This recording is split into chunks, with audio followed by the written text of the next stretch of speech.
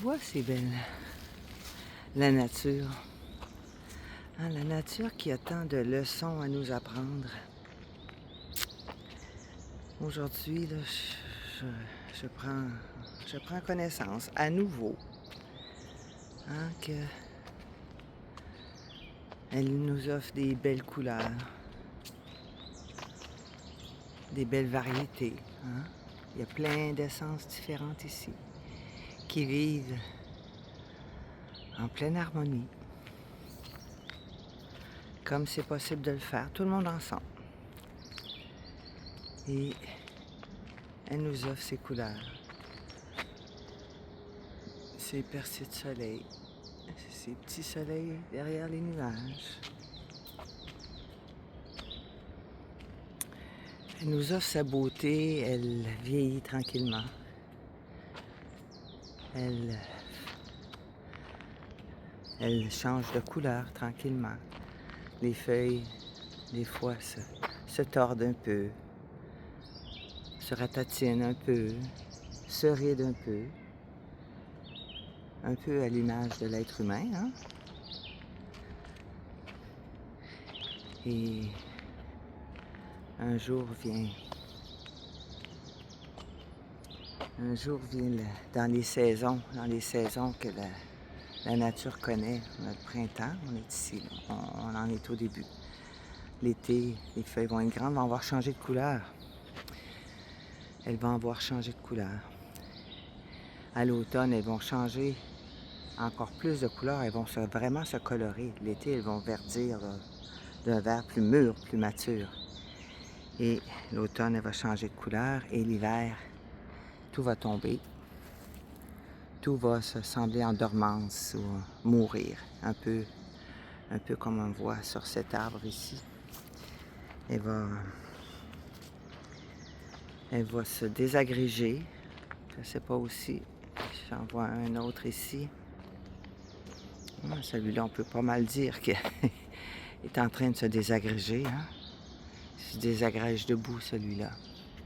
Parfois, ils peuvent se désagréger en tombant. En tombant, surtout qu'ici, on est tout près d'une rive. Donc, ils vont tomber, ils vont nourrir.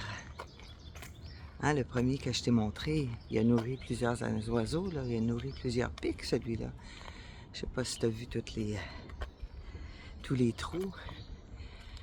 Mais moi, je vois ça un peu comme la vie humaine, parce que la nature, c'est la vie.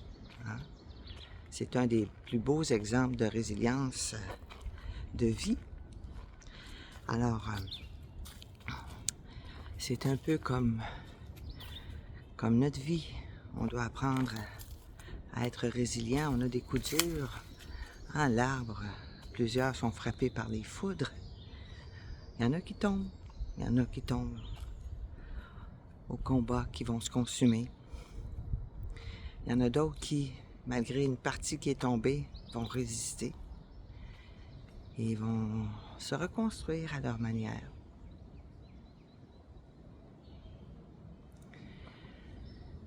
C'est un peu ça la vie, c'est ça. Alors, on peut avoir des épreuves qui vont nous ébranler, qui vont nous faire tomber. On peut avoir la maladie qui arrive là-dedans. Certains vont combattre fort, s'en sortir. Certains vont combattre fort et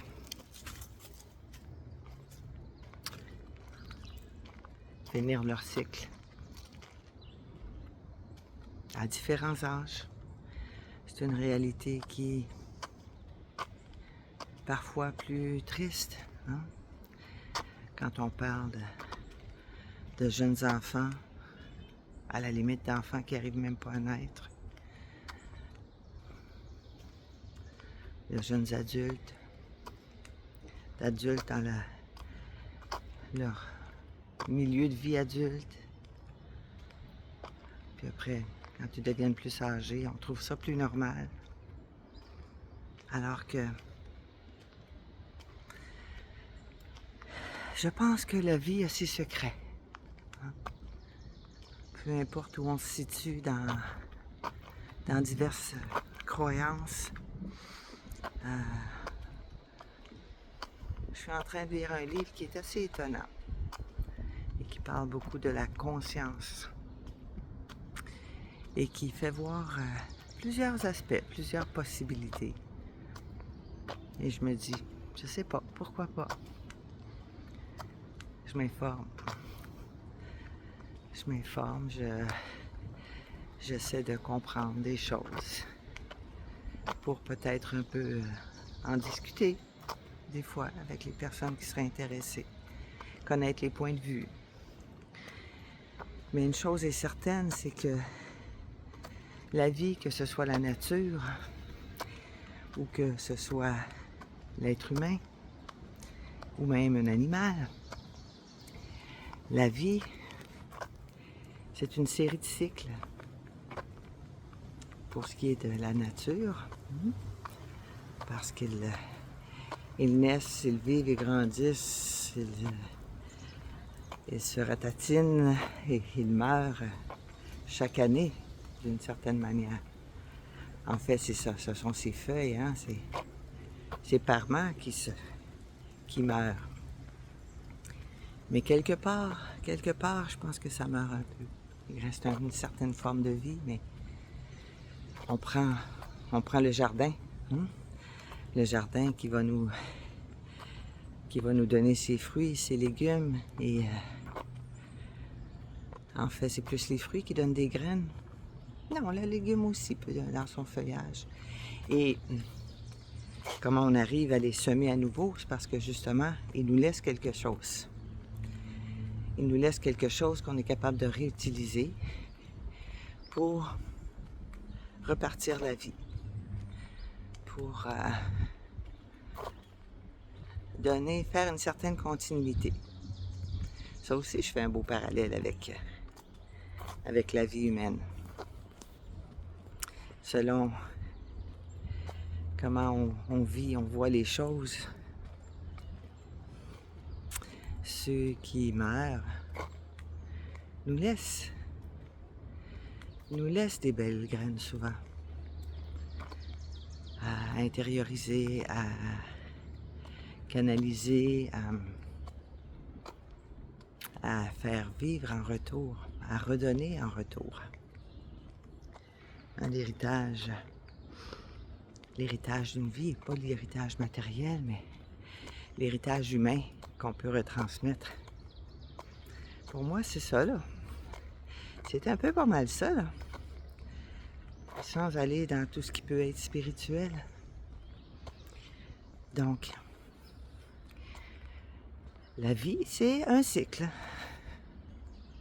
Il y a une naissance, il y a une vie, on en profite quand les circonstances le permettent. Et il y a une fin. Puis justement parce que on ne sait jamais. On ne sait jamais quand cette fin physique-là va arriver. Alors pourquoi ne pas mettre tout en branle? Ne pas placer toutes les choses, ne pas se mettre dans l'esprit d'en profiter au maximum. Pendant qu'on est encore là, pendant qu'on est encore bien vivant, parfois même si la maladie nous frappe, aller chercher ce qui est de vivant encore. Souvent c'est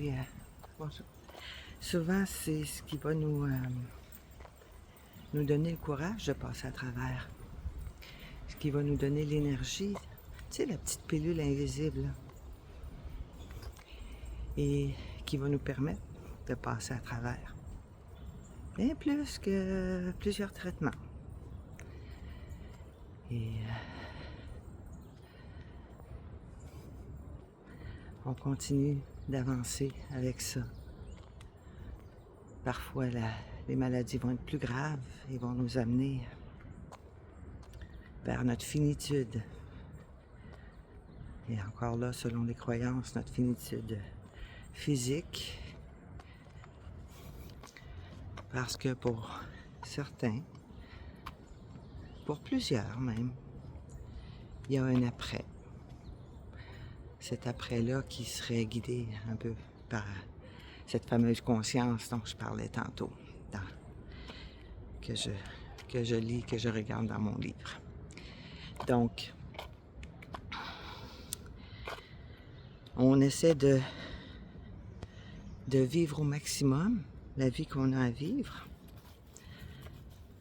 en ce moment, pendant que c'est le temps. Même si la maladie frappe durement et qu'elle nous amène à la fin. Même si on sait qu'elle est en train de nous amener à la fin. Moi, je crois qu'il y a moyen de rendre ça vivant. Il y a moyen de rendre ça humain. Il y a moyen de... C'est peut-être le temps de faire des choses qu'on aurait toujours voulu faire et qu'on n'a jamais trouvé le temps de faire. Des fois, ça peut être encore le temps.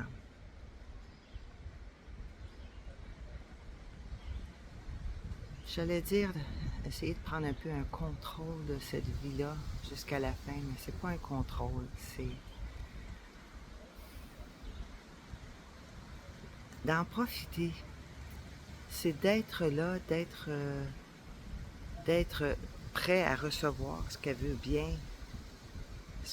nous enseigner. D'être prêt, d'être ouvert à ce qui peut se présenter.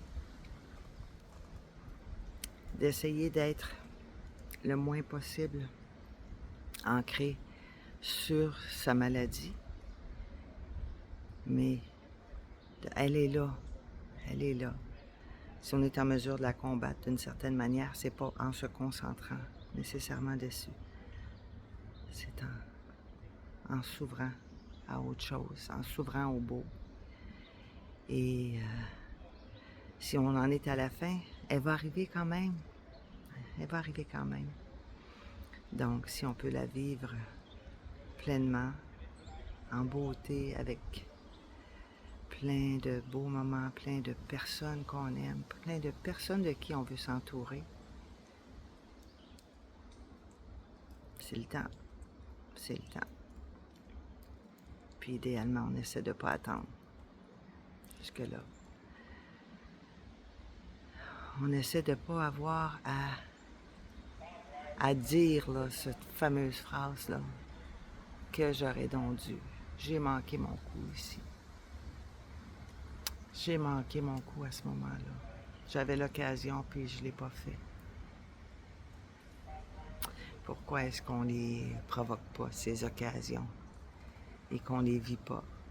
Et si on décide, si on fait le choix de ne pas les vivre parce que ça nous fait trop peur, parce que on ne se sent pas prêt, qu'on le fasse, qu'on décide de ne pas le faire en mettant les regrets de côté.